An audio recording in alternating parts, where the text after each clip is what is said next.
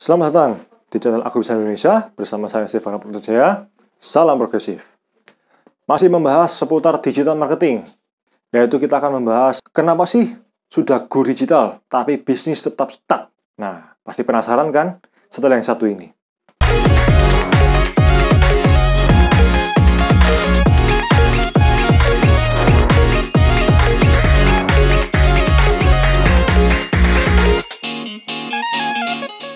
Saya mau cerita, jadi tahun 2017 adalah awal di mana pola bisnis itu berubah dari yang konvensional menjadi digital.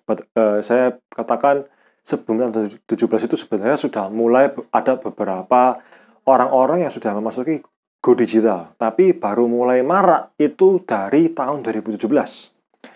Diperkuat lagi tahun 2019 karena memasuki disrupsi dan revolusi industri 4.0 seperti itu. Jadi hari ini itu semakin dipercepat orang-orang yang dulunya bisnisnya masih konvensional, hari ini dipaksa untuk masuk satu namanya era digital. Ya, karena segala sesuatu yang harus online karena pandemi corona ini menuntut kita untuk social distancing dan physical distancing. Dan saya melihat banyak sekali orang-orang itu yang sudah go digital, tapi kenapa sih kok bisnisnya tetap stuck alias jalan di tempat gitu ya. Nah, saya melihat ada beberapa alasan. Nah, kira-kira alasannya apa aja? Alasan yang pertama, kenapa sudah go digital tapi bisnis tetap stuck adalah cara jualannya, cara marketingnya masih konvensional. Jadi, saya tuh melihat banyak sekali orang-orang itu yang maaf kata gitu. Jadi walaupun sudah online gitu ya, pakai platform apapun lah, mau itu Instagram Ads, Facebook Ads, pakai website, pakai e-commerce, marketplace dan sebagainya, apapun platformnya terserah. Tapi cara jualnya masih konvensional, masih pakai cara yang dilakukan sama orang-orang yang cara jualnya masih offline gitu loh. Jadi selama cara jualannya masih kuno, no breakthrough lah.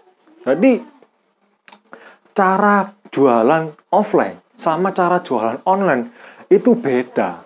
Nah, bagaimana sebenarnya cara jualan versi online? Nah, saya tuh sudah pernah cerita sebelumnya tentang 5 step untuk sukses marketing di era digital. Nah, saya sudah siapin videonya, linknya sudah di atas. Teman-teman bisa pelajari video saya. Alasan yang kedua adalah tidak membangun hubungan dengan customer. Nah, ini juga kesalahan dari para pebisnis gitu. Jadi, banyak sekali orang itu yang ingin bisnisnya besar, ingin bisnisnya bertahan jangka panjang, tapi caranya atau orientasi bisnisnya itu jangka pendek. Jadi, berbisnis itu ya cuman beli, putus, dan sebagainya. Sehingga ketika tidak tahu caranya bagaimana harus mendatangkan customer, dia akan iklan besar-besaran. Yang dimana iklan aja itu belum tentu mendatangkan customer gitu loh. Nah, jadi penting sekali untuk membangun hubungan dengan customer. Karena kenapa? Bisnis besar itu 80% dari customer lama. Ya, customer yang sudah beli dan menggunakan produk dan jasa yang Anda tawarkan. Nah, saya mau jelasin. Ada 3 level. Ya, 3 level dari bagaimana kita bisa membangun hubungan dengan customer. Level 1 adalah akrab. Jadi akrab itu maksudnya kayak gimana? Akrab itu adalah bukan sekedar jual beli, ya. Tapi kita bisa tahu personality dari customer itu sendiri, seperti tinggalnya di mana, Pak. Ya, terus kesehariannya dia, terus bergerak di bidang apa, dan dia itu minatnya di mana dan sebagainya. Kita tahu, gitu ya. Yang kedua adalah percaya. Jadi apapun yang kita tawarkan, apapun yang kita sarankan, 80% mau beli karena dia sudah menaruh kepercayaan sama kita. Nah, bagaimana supaya orang percaya? Ya harus akrab dulu, ya. Jadi setelah level 1 tadi akrab, nah level 2 ini percaya gitu ya. Dan yang ketiga, ya, level 3 adalah loyal. Jadi setelah percaya, dia loyal. Jadi loyal itu artinya apa?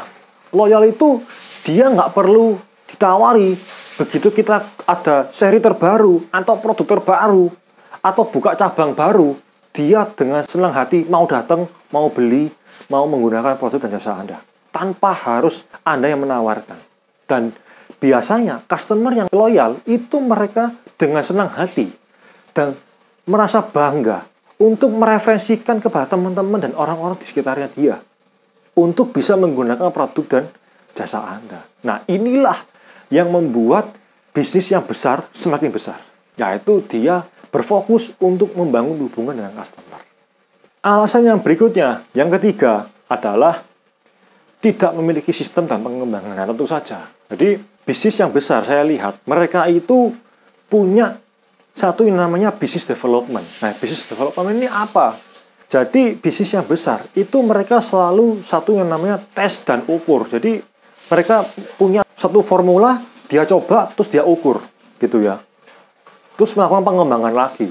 Setelah dia menemukan formula suksesnya, dia melakukan namanya otomasi atau create system.